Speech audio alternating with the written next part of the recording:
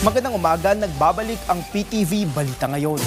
Dumating na sa bansa ang 24 na Pilipinong nakulong sa Russia dahil sa usaping may immigration.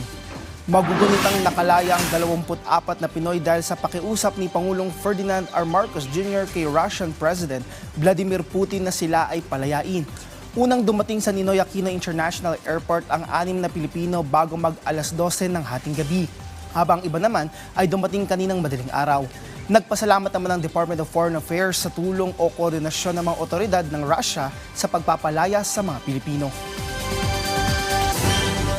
Sa ibang balita, ipinagdiriwang naman ng mga residente ng Muntinlupa City ang Father's Day sa pamamagitan ng fun run na may temang Takbo Tatay, Takbo 2026. Pinangunahan mismo ni Mayor Rupi Biaso ng fun run. Ayon kay Biaso, ang okasyong ito ay paalala sa mga ama ng tahanan sa kanilang responsibilidad at advokasya na mapanatili ang kanilang kalusugan.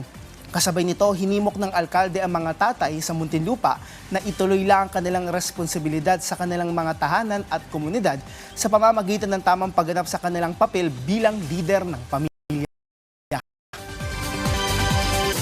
At yan ang mga balita sa oras na ito. Para sa iba pang updates, i-follow at ilike kami sa aming social media accounts at PTVPH. Ako si Rod Lagusad, para sa Bayan.